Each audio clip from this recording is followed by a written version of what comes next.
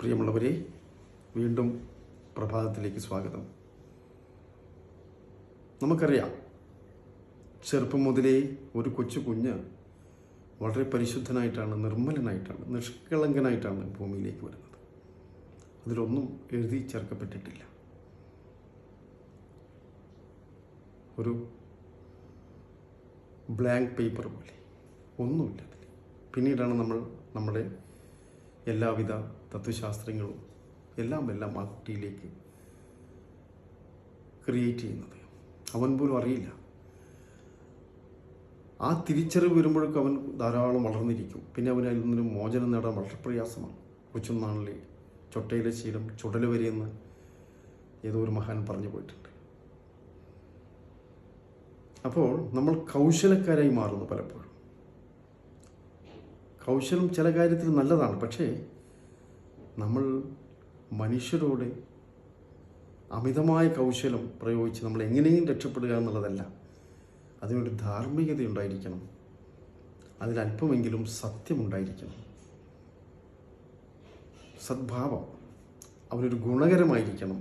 നമുക്കറിയുന്ന ധാരാളം സമൂഹത്തിൽ അങ്ങോളം ഇങ്ങോളം നോക്കിയാൽ കാണാം, ചതിയിൽപ്പെട്ടിട്ട് കരയുന്ന ധാരാളം പേരെ കാണാം. പല മോഹന വാഗ്ദാനങ്ങളും നൽകിക്കൊണ്ട് അവരെ ബ്ലാക്ക്മെയിൽ ചെയ്യാണ്. അവർ പോലും അറിയില്ല, പെട്ടുപോവാണ്. നിരന്തരം നമ്മൾ സോഷ്യൽ മീഡിയയിൽ വാർത്തകൾ കേട്ടുകൊണ്ടിരിക്കുകയാണ്. എന്നാലും നമ്മൾ പെട്ടെന്നുള്ള മോഹന വാഗ്ദാനത്തിൽ പെട്ടുപോവുകയാണ് അറിയാതെ. പെട്ടെന്ന് എങ്ങനെ നമുക്ക് ധനവാനാകാം? ചെപ്പിടി വിദ്യയിലൂടെ. അതുപോലെ തന്നെ അസ്തമിക്കുകയും ചെയ്യും സാർ. ഇത് നമുക്ക് കാണാം, നമ്മുടെ മുന്നിൽ ധാരാളം പാഠങ്ങളുണ്ട്. അപ്പോൾ നമുക്ക് ഈ കൗശലം അത്യാവശ്യ സ്ഥലങ്ങളൊക്കെ വേണം, പക്ഷെ എപ്പോഴും അത് ഉപയോഗിച്ചാൽ ജീവിതം വൃത്തിയിടാം. അതിൽ ആത്മാർത്ഥമായൊരു സ്നേഹഭാവം, പ്രണയഭാവം ഉണ്ടാവണം. ഒരാളെ രക്ഷപ്പെടുത്തുവാൻ വേണ്ടി അവരെ നമുക്ക് ഹെൽപ്പ് ചെയ്യാം. അതിനുവേണ്ടി ചില നുണകളൊക്കെ പറയാം, അവർ രക്ഷപ്പെടണം. ചില സമയം ചില നുണകളാണ് വിജയിക്കുന്നത്. പലപ്പോഴും നമുക്കറിയാമല്ലോ, സൊസൈറ്റിയിൽ മിക്കപ്പോഴും 80% നുണകളും കെട്ടുകഥകളും ഭയപ്പെടുത്തി കീഴ്പ്പെടുത്തുക എന്നുള്ളതാണ്. ദൈവത്തിൻ്റെ പേരിൽ, പലതിൻ്റെയും പേരിൽ. നമുക്കറിയാമെന്ന് ഇപ്പം മനുഷ്യൻ ശാസ്ത്രീയമായി വളരെയധികം പുരോഗതി പ്രാപിച്ചിട്ടുണ്ട്. അതുകൊണ്ട് തന്നെ ഇന്നും പക്ഷേ നമ്മുടെ ഉള്ളിൽ ചെറുപ്പത്തിലേയുള്ള ആ സ്ക്രിപ്റ്റ് മായാതെ അവിടെ കിടക്കുന്നുണ്ട്. അതിടയ്ക്ക് തലപൊക്കും.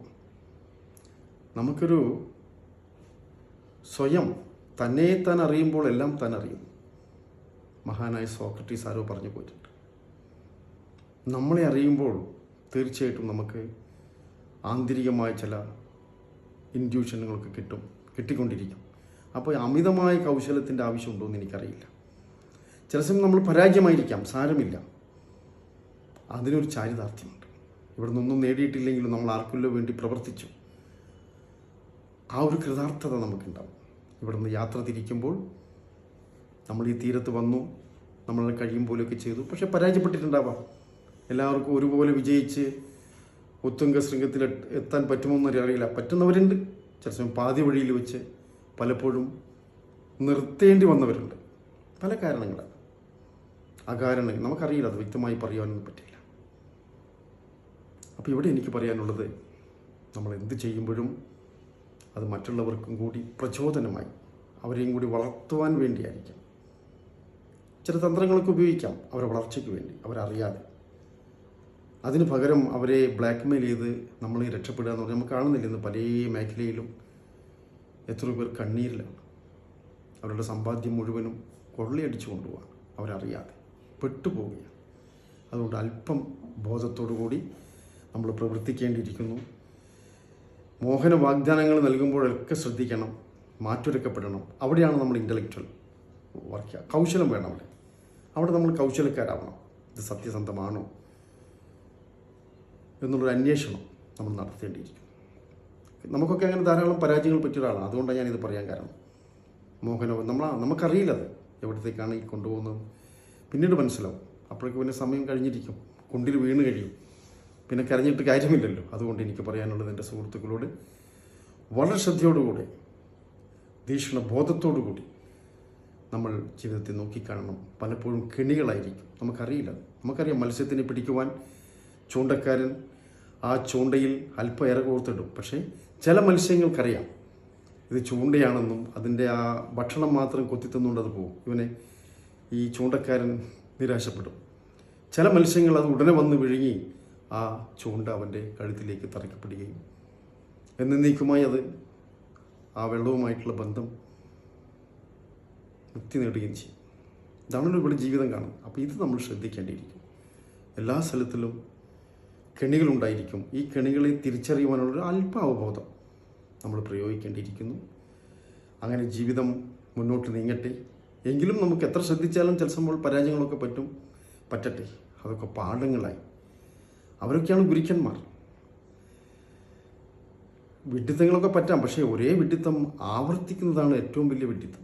മഹാനായ ഓഷോ പറയാണ്, മനുഷ്യനായ പറ്റും, സ്വാഭാവികം. പക്ഷെ അത് തന്നെ ആവർത്തിച്ചുകൊണ്ടിരിക്കുമ്പോൾ നമ്മൾ കെണിയിലകപ്പെട്ടു എന്നർത്ഥം. അതിൽ നിന്ന് മോചനം നേടണം. ശടകുടഞ്ഞ് സിംഹഗർജനം നടത്തണം. നമ്മുടെ കഴിവിനെ, നമ്മുടെ ജീവിതത്തെ, നമ്മുടെ വ്യക്തിത്വത്തെ നമ്മൾ ഒരിക്കലും കുറച്ച് കാണരുത്. അതിനെ നിരന്തരമായി വളർത്തുവാൻ വേണ്ടി നമ്മൾ പരിശീലിക്കേണ്ടിയിരിക്കുന്നു. വായനയിലൂടെ, പരിശീലനത്തിലൂടെ, പഠനത്തിലൂടെ, മനനത്തിലൂടെ, പ്രവൃത്തിയിലൂടെ ഒക്കെ നമുക്ക് നമ്മുടെ ജീവിതത്തെ പോഷിപ്പിച്ചെടുക്കാം എന്ന് മാത്രം പറഞ്ഞുകൊണ്ട് ഈ പ്രഭാതത്തിന് എല്ലാവിധ നന്മകളും നേർന്നുകൊണ്ട് നന്ദി, നമസ്കാരം. വീണ്ടും കാണാം.